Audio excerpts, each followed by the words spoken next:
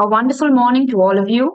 Wishing you and your families a joyous and a prosperous new year. I'm Magdalene from Itus Capital, and I'm glad to welcome you all to our annual investor call 2024. Thank you all for taking the time to be a part of our Saturday call. At this time, all the participants will be in listen-only mode, and after a brief presentation by our founder and fund manager Naveen Chandramohan, we will have the Q&A session. Today, Naveen would walk us through on our portfolio performance in the year gone by and discuss his views on the market. Let's hear from him. Over to you, Naveen. Thanks, Magdalene, and thanks to everyone who dialed in on a Saturday morning. Wish you a wonderful new year in 2025 and hope this new year is a great year for all of you, a year of both health and prosperity. So, what we would aim to do in this call is to walk you through both the performance, positioning, and our view on the market as we stand today. So, we start off with the performance. If you look at the performance of the fund since inception, 1 CR invested since we started, close to roughly 7.5 years back, would be worth 4.2 CR today. These returns are post fees and expenses. Benchmarked against the index and how we fared across time, the same would roughly be worth 3.18 CR, point to point against the index benchmark. The same thing, if you then do it more granularly on a year-on-year basis, 2024, the fund returned close to 12.8% net of fees and expenses, which works out to an annualized IRR since inception of 19.63%. All of these returns are post fees and expenses. Against the same time, the benchmark IRR was roughly around 4.1% lower than us, which works out to approximately around 15.5%. And the fund has seen consistent outperformance across time, especially from a rolling 3-year basis. You would see this performance irrespective of where you started or how you started.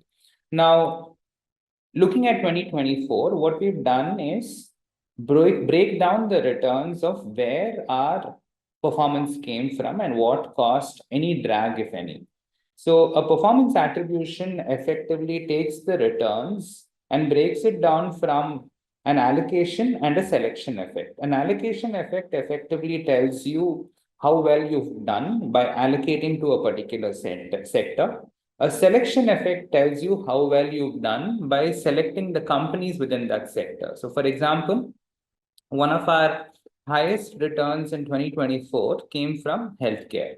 It came from us being overweight healthcare, which is what the allocation effect tells you, as well as having a very good handle from a bottom-up perspective, from a selection effect perspective. Now, if you go down the pecking order and look at maybe an auto and auto comms, for people who have been on our call over the last 4 to 5 quarters, if you rewind back in September 23, our auto exposure was close to 23%. And since then, we've been steadily cutting down our auto exposure. As we speak in December 24, it stands at around 6%, predominantly with a focus on two-wheelers.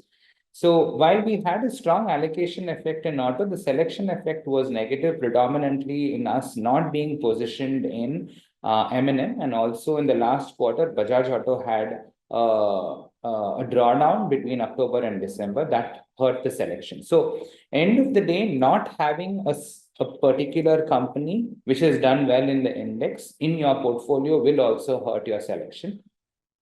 One another important takeaway is FMCG, which was one of the worst performing sectors for 2024 on both an absolute and relative basis. However, for us, we still had both a strong allocation and selection effect through FMCG, predominantly because our selection predominantly came from names with a rural exposure. And that's what we continue to carry as we go into 2025. In terms of detractors, I've been speaking about being underweight banks for a good part of 2024, and we carry that position as we speak. Banks were the best performing sector between October and December 2024, and that's where the allocation effect is negative because we are underweight banks. Our weight is roughly at around 6% versus the index weight is almost 33%.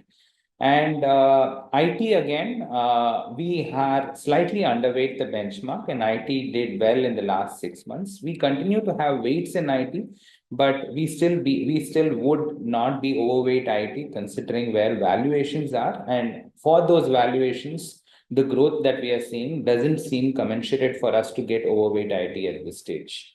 One last theme that we carry forward into 2025, which is a counter-cyclical theme, is metals and minerals, which I will cover in due course. But this is a particular theme that is going to be a small part of the portfolio, up to 5 to 6%, which could play out in 2025 the way we see it.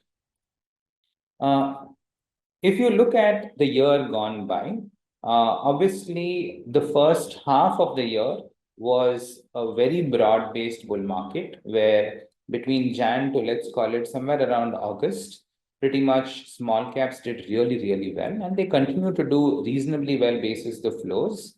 But the last quarter, which is October to December, saw increased volatility. And I think broadly, volatility continues to be the feature of equity markets. And I think going into 2025, this would become a feature that would become recharacteristic of the markets again, though in the last 3 years, earnings have been fairly broad-based. However, one of the things that we are increasingly getting asked is, considering that there is a slowdown in terms of earnings, as well as geopolitical risk, predominantly because of politics getting changed, is the volatility or the fall in the markets going to be a sustained feature? In fact, many conversations for us with investors in the last 2 months has been investors becoming increasingly bearish. And I come from the view that 2025, as we stand, while earnings can contract and be narrow, I certainly am not bearish as we speak. So what we've done here is taken Nifty 50 and Nifty 100, basically the top 100 companies in India over the last 20 years, and assume that an investor has a 1 year horizon. I'm not talking about long term, I'm not talking about very long term of 10 years plus. Assume an investor has a 1 year horizon from the beginning of the year to end of the year, and assume that an investor has an ability to time the market. How many years in the last 20 plus years has the market actually fallen more than 13%? Now, what is the sanctity of 13%? Today, LTCG in India is roughly at around 12.5%, which says it makes it around close to 14%. So what I'm saying is, if you feel that the market is going to fall and you have the ability to time this beautifully, you need to basically realize your gains, which is where most portfolios are on. Realize an LTCG of 14%, which means the market needs to fall 14% for you to break even, and then fall further from there for you to time it and re-enter back into the markets. So in the last 20 years in India, if you look at the markets, that has happened twice. One between 08 and 09, and another between 11 and 12. So the odds of you timing this market beautifully with a 14% fall is roughly around 10% as we speak.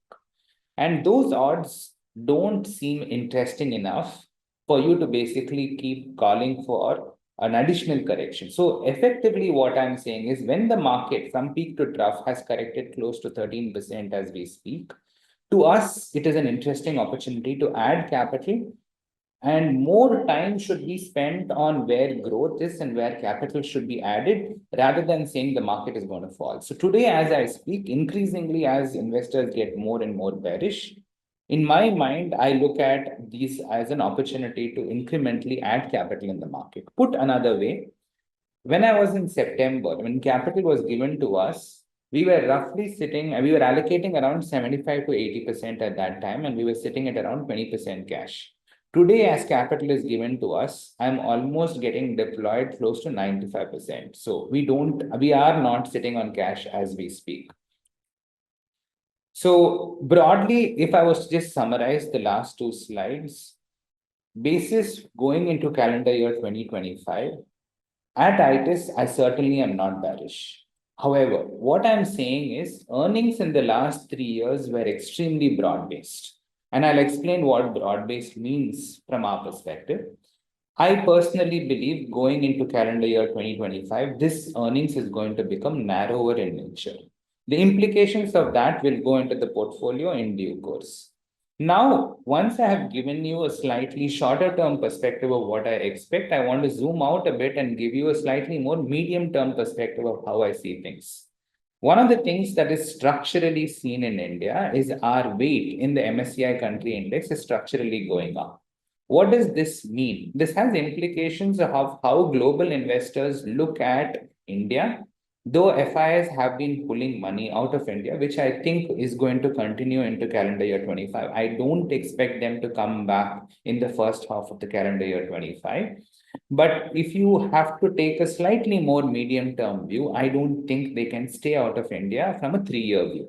I think near term they are going to cut their weights and cut their flows, but medium term I don't think that's my view, because India is one of the only countries on a dollar adjusted basis which has given similar returns to the US.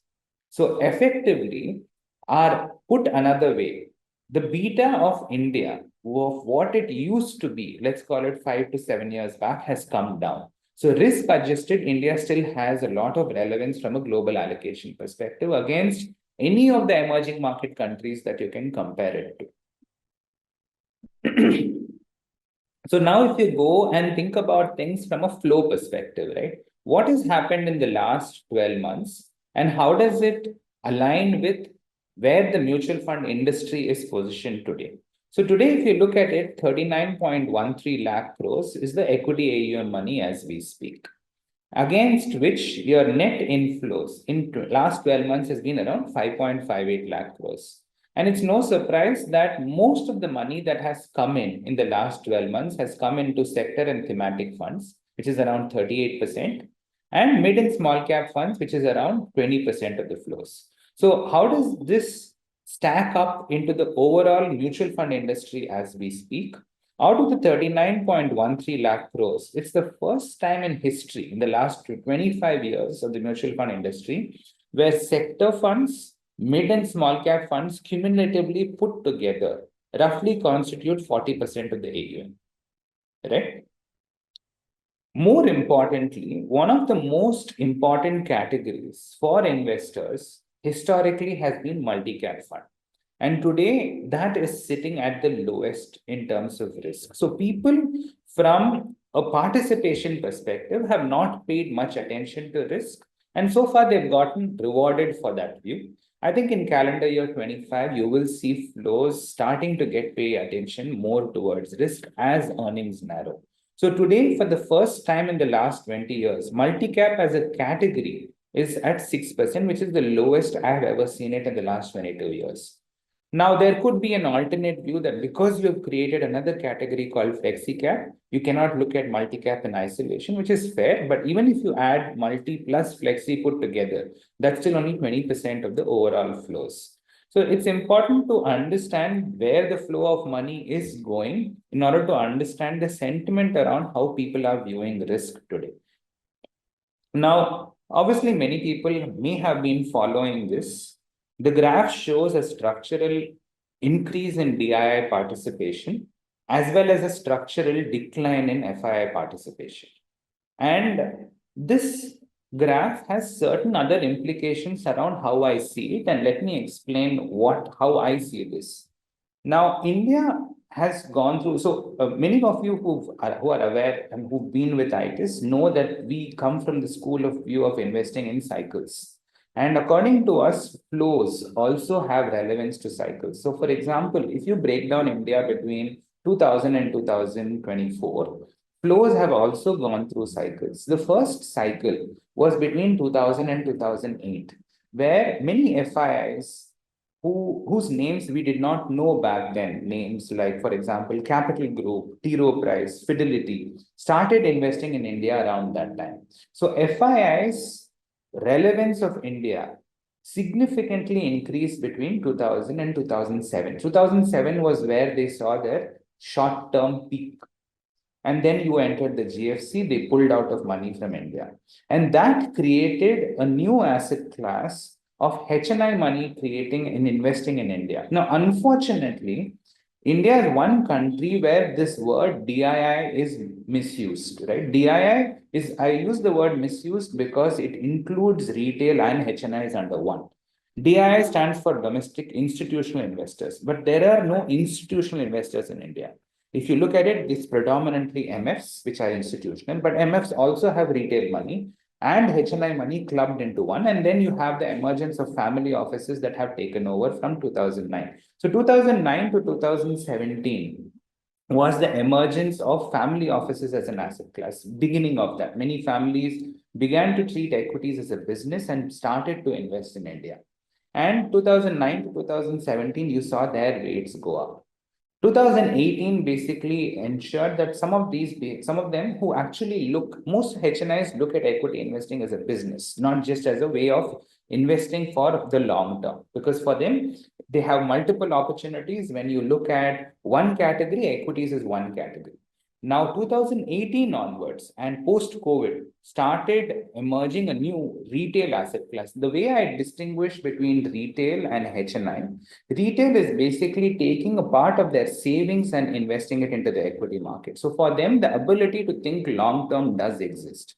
For HNIs and family offices, this is a business. So for them, looking at mark-to-market becomes extremely, extremely important, irrespective of how long-term they are. And once retail begins to invest, it is an emergence of an asset class that many people trivialize, according to me. Now, why do I use this word trivialize? Because when you go back in history and study what has happened, 1990 to 2000, you saw something very similar happened in the US, where retail participation increased, domestic participation increased, and that decade was the best decade for equity investing in terms of an IRR generation. The same thing happened between 2003 and 2014 in China. The emergence of domestic equity investors increased, retail participation increased, and that was the best decade for equity investing in China between 03 and 14 in terms of an IRR. And I personally think that India is going through a similar decade, which is effectively between 21 to 31. So if I take a slightly medium to longer term view of the next 5 to 7 years, and this could last slightly longer in India because of the way our demographics is structured, I personally look at this not as a concerning phenomenon that FIIs are exiting. I look at this as a very positive phenomenon that DII's volume is going up, and this to me is structural in nature. Now, obviously, many of you have seen many people talk about small caps offering lesser value, large caps offering a lot of value, and that aspect is true purely from a value perspective. And this slide effectively gives you a sense of that. So, what people have said, where people have said move away from small caps and move into large caps, this is just a pictorial representation of that. What does this mean? In Dec 13, which is roughly around 11 years back, large cap used to be 77% of the market cap. As of Dec 24, we are at 60% of the market cap, which means mid and small cap, which used to be 22%, is roughly around close to 41%. And which is what is shown here, which basically talks about if you believe markets will always mean revert, and there is a certain mean, over the last 5 years, the current market cap that large caps constitute to the overall market in India, we are at a 13% discount.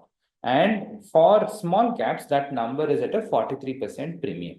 So end of the day, that doesn't mean that you have to exit small caps. That's not what I'm saying. What I'm saying is valuations are no longer supportive. So which means the day valuations are no longer supportive, it becomes extremely important that you cannot get your earnings growth wrong. Because if you get your earnings growth wrong, you're going to get punished by the market. So that's what effectively this slide talks about. So moving on. So what does this earnings growth actually mean, and where are we in this cycle? So if you go back in history and you look at buckets of India in terms of performance of how the large caps have done from an EPS growth to price growth perspective. So obviously India had one of its worst decades in terms of earnings growth, where GDP contracted between 09 and 21, which is what you can see over 11 years, our earnings did not grow. But price growth was still there, which means you had some amount of PE re-rating even back then, because India still had some amount of growth relative to the rest of the world. Whereas 21 to 25, this EPS CAGR has been extremely robust. So what that previous slide showed in terms of a discount is what the same slide shows in terms of an earnings actually growing much higher than price, which means there is relative value in large cap even today. Now, if you do the same thing for mid cap, right? In mid caps, you will see that for the first time, after almost 14 years, you are seeing a very strong earnings growth of close to 20%. The last time you saw this was in the 03 to 08 cycle. And your price growth has slightly exceeded that of earnings growth, which means you've also captured some amount of PE re-rating along the way in the last 4 years. Now, again, some investors come back and say this is the 18 cycle where mid and small caps can correct 30 to 40%. The answer is select companies can and will. But in the previous cycle, you actually had between 16 and 18 and earnings degrowth. And hence, when prices went up in FY17 by 55% without earnings beside it, the time volatility and markets corrected, you had a significant cut in calendar year 18. So same thing, if you actually do it over 18, again, small caps prior to 06, you cannot trust the data, as a result of which I didn't want to put that data. All you're saying is, after a period of 11 to 12 years, are you actually seeing earnings growth structurally? And this earnings growth has resulted in ROEs expanding. So to put this another way, for a good part of 08 to 21, the average ROE of the small cap index hovered between 4 to 7.5%. Today, that same ROE is roughly worth around 15 to 16.5%. So if you then go back to the flow side and the earnings side, what I'm saying is today more than ever, earnings and focus on that becomes that much more important. What you have captured through PE re-rating, I think a good part of that is already done. So the volatility that you're going to see in 2025 is going to come from those companies and those places where earnings cannot grow or earnings is at risk. So to put this, all of this into perspective, again, there has been multiple talks talking about fundraising. Again, the way I think about this, if you look at this in terms of new listings, today in calendar year 24, the volume of new listings to the total market cap is roughly around 2.9%. Is that high in an absolute range? We have seen higher numbers before. For example, calendar year 17, it was around 3.7% of the Indian market cap. Calendar year 21 was even higher. And more importantly, the IPOs are extremely diversified across 23 sectors. So it's not like one particular sector is getting overheated and that's where all your IPOs are. So the IPOs have been broadly broad-based. The second argument against being extremely bearish the market is the QIP issuance. So here again, if you break down the QIP issuance, yes, you are at a record high of close to 1,29,200 crores of QIPs that have hit the market. But out of the 91 QIPs, roughly around the top 10 have contributed to almost 50% of the QIPs. So breaking it down and understanding which are the companies who are doing QIPs, what are they doing it for? Is it basically for growth or delevering or for additional capex is extremely important to break down the numbers rather than just to paint everything through one basket and say, I need to get bearish. So putting all of this into context, how do we think about risk? So as you can see, this slide was prepared as of December 31st. Into the volatility in January, we've been reducing our cash balance, and today it's roughly at around 3%. So we've been buyers, we've increased our large cap exposure. Unlike like what I said, I don't think it makes sense to just broadly reduce, get out of small caps and say, I don't think small caps are worth investing in. I think end of the day, focusing on earnings from a bottom-up perspective and ensuring that your liquidity does not get sacrificed. What do I mean by that? If you take our weighted average market cap of our portfolio, today it's roughly worth around 3.1 lakh crores. So I don't want to be investing in the micro cap segment of the market. I don't want to be sacrificing liquidity at any stage in calendar year 25. And I think I also want to be careful in those businesses which are government facing because the finances can be stretched. So defining those areas which you don't want to be investing in is also important. So while I spoke about the discount of large caps, while I also spoke about the fact that large caps are attractive, obviously our large cap exposure is around 50-51%. Why not higher? Why not higher gets answered predominantly when you look at our banking exposure. Today, roughly out of the large caps, 34% is in banking. Our exposure is still at 5.5%. We are underweight banks. We continue to be underweight banks, though we monitor our positions to see do we need to change our mind. At the moment, we are not yet ready to.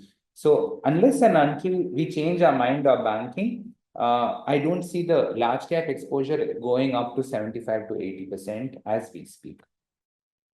So like I said, in terms of where we are positioned, our largest weights continue to be across pharma and healthcare. In FMCG, it's going to be with the rural exposure perspective.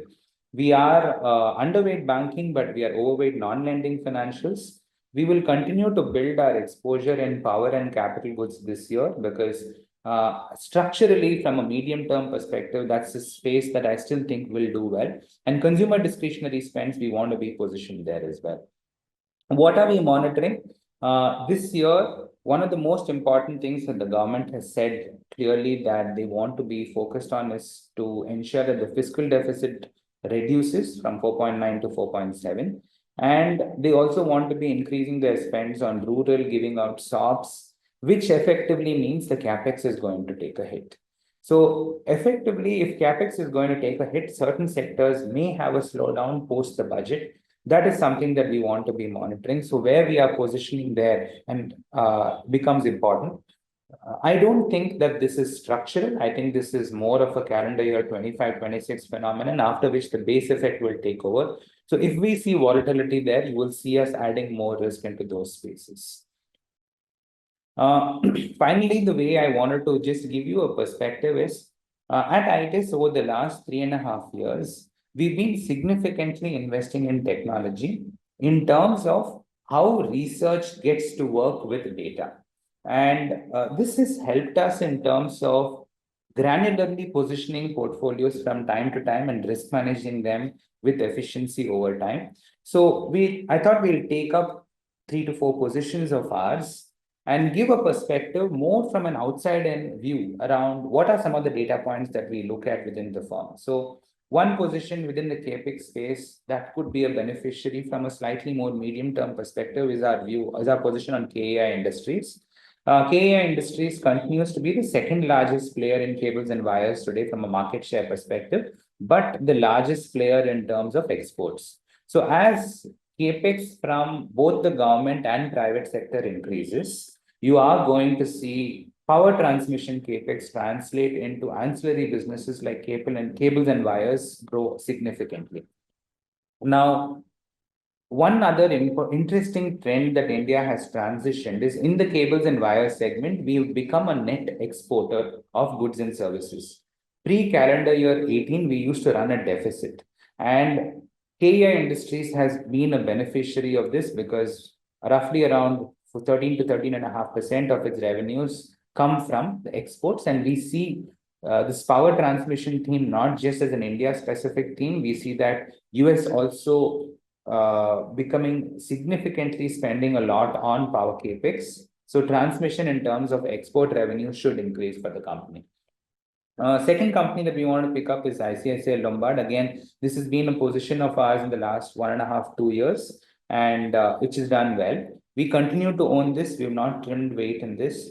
One aspect that we monitor for companies that we like and that we want to be owning structurally is how their market share grows. So market share growth is obviously a function of either your distribution increasing or your product increasing, or you have some kind of technology-led initiative.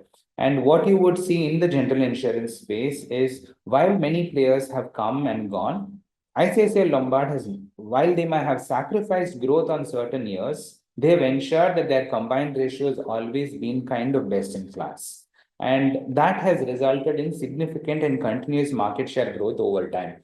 And this market share growth and all of this effectively comes from our tech-led platform. So the way effectively that we as analysts work is there is always a human machine interaction. All the machine in terms of data comes from the technology side, and then the human element comes in terms of interpretation and verifying things on the ground. What we continue to monitor is from a competitor analysis perspective, how well are insurers writing. So if you just produce growth without, or rather sacrificing on how well on the quality of growth, those are kind of businesses we would not want to be investing in. So growth at any price or growth at any cost is not a sustainable way of growth. And we want businesses who may sacrifice growth over a few quarters, but who will not sacrifice margins in the quality of growth. The third segment, like I said, while we may have trimmed our exposure in auto four-wheeler or exited all of our auto ancillary position in the year, two-wheelers is a space that we structurally continue to believe should do well, because after a period of 11 years where two-wheeler growth was roughly 3.5%, you're actually seeing volume growth come back in a structural way. You're seeing this growth both in the 125, sub 125, as well as the premium segment of the motorcycle vehicle. And specifically, if you look at urban registrations, and this is something that we again pick up both on a monthly and quarterly basis, you have seen structural growth in terms of volume. So going bottom up and seeing who are those players who have pricing power along with an inflationary effect of volume growth picking up are those companies that should benefit both from a margin and volume perspective. And that's the exposure that you would see in our portfolio.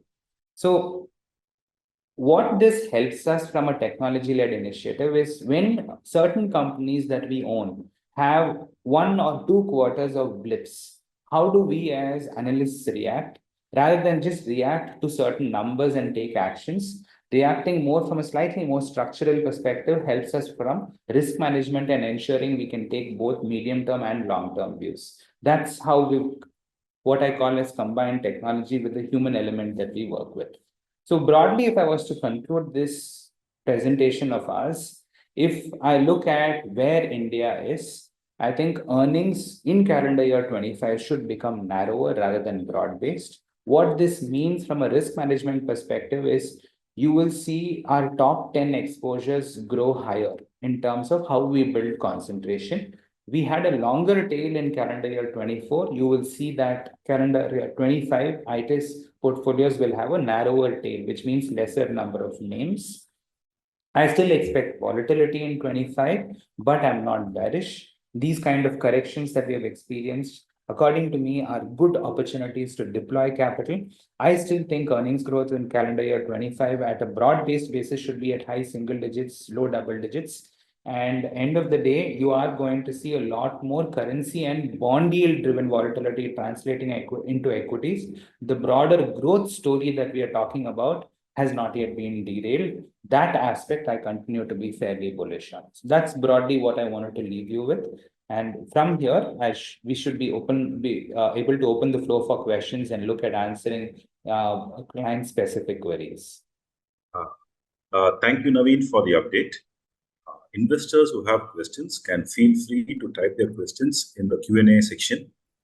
The identity of investors are protected as the questions are only available to the panelists. Naveen, I have a question here. When do you see FII money coming in, or when do you see the FII money coming in back? Because we've seen the money go out over the last few months or few quarters. So I'll tell you how I think about this, and then I'll answer when I see FII money coming in. So today, for example, let's say you are a Fidelity or a PINCO who's a global allocator of capital, right? Your 10-year yields are at 4.6%. And today I have AA credit trading in the US at roughly at around 7.1%. And all of these are dollar yields. So the ability for me to earn 7.1% almost risk-free in the home country of where I sit exists. Alongside that, I still have S&P 500 giving me almost low double-digit returns, equity returns in dollar terms. And Financials like Bank of America, JPM, which used to trade at 0.6, 0.7 times price to book, are doing well.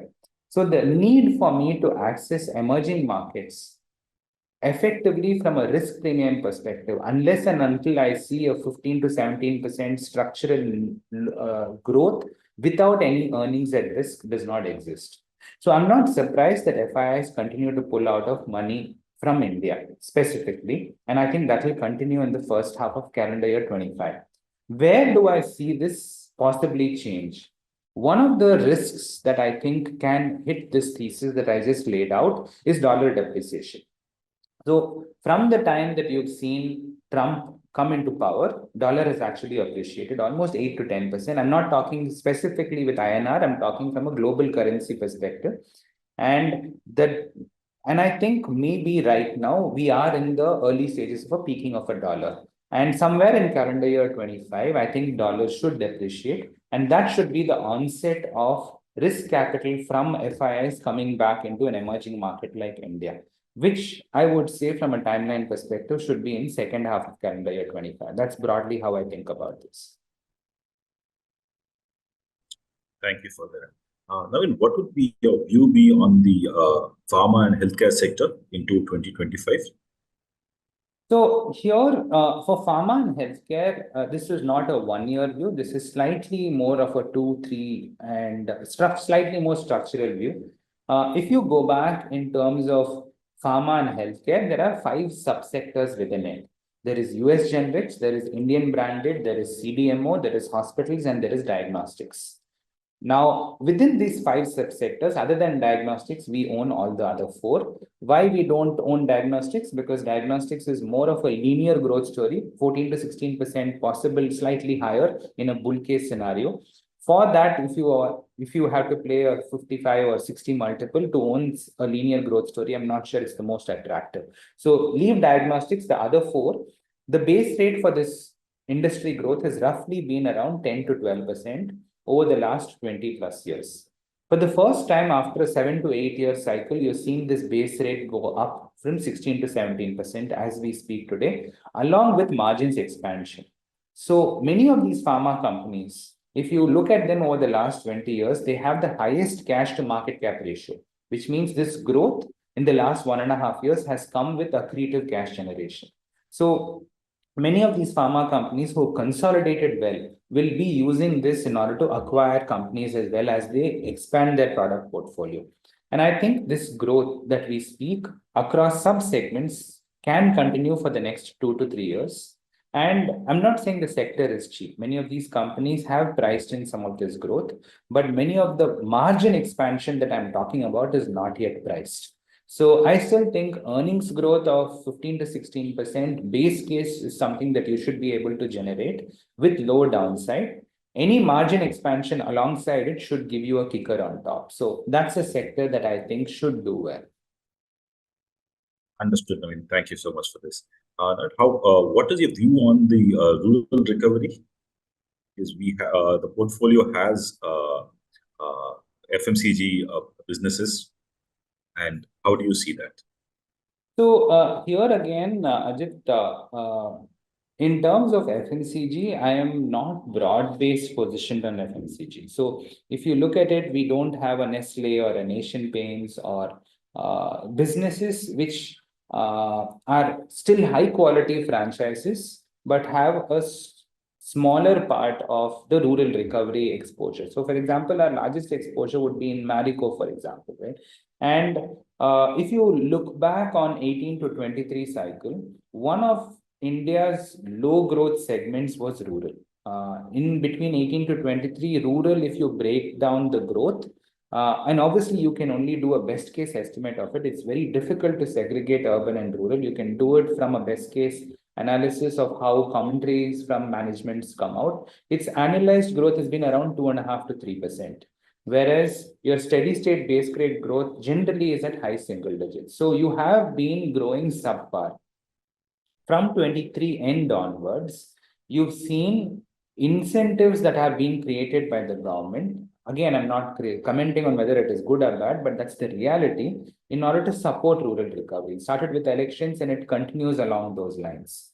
So as you give more money in the hands, spends will increase. And some of these companies, which are brands, end of the day have already established strong distribution. So any growth will immediately translate into operating cash flow growth. So your margins should expand immediately around this growth. So I don't look at this as a structural story, but I look at it as over the next 4 to 6 quarters, you could have value capture as this growth. What you have seen from a 2 to 3% can pick up into low double digits at best. So that value capture is what we are playing from a defensive side of the story. Understood, Naveen. Naveen, what would be your view on metals? Do you believe metals will run up in the near future? So again, like I said, this is a counter-cyclical theme that we are playing. Over the last 13 years, non-ferrous metals, names like copper, zinc, gold, the supply in the system has not come in. No new mines, not just in India, but globally has been added. And demand steady state growth, which used to be roughly 2 to 3% for the best part of last decade, from 23 onwards is now growing at closer to 7 to 8% as global growth is picking up. And again, it's my view that I don't think China will degrow this year. I think China will grow. It will come back into its base case growth of 4.5 to 5.5%. And again, this is a geopolitics based view. I personally don't think that the posturing that Trump was doing in terms of putting tariffs on a broad-based basis on China is what he's going to execute. I think he will work out a handshake deal where there will be specific focus areas. And my personal view is it's not going to be as broad-based as the market expects it to be. As a result of which, alongside what I just said on dollar depreciation, which should be positive for metals, specific companies without too much of debt who have delevered should see if price of metals that I'm talking about move up, their ROEs expand. So I would want to have roughly 5 to 6.5% of the portfolio in that play for calendar year 25, and that's how we are positioned. I understood, Naveen. I have one last question. Now, what is your view on the construction and the real estate space? So again, I think today, it's a very cyclical business in terms of owning developers. For example, tiles players in the past, not today. One part of the cables and wires segment that we own, there is roughly around 25 to 30% of exposure into real estate, which will feed off into it. We would be monitoring specific bottom-up ideas, but we don't have a very large exposure in that space today. I still think today owning a house physically is a better investment than owning a stock in the real estate developer space. So I would be slightly more wary of owning any developer stock today because of the cycles being shorter, and debt on the balance sheet can very easily go up as new launches come up. So I would be slightly more cautious that space.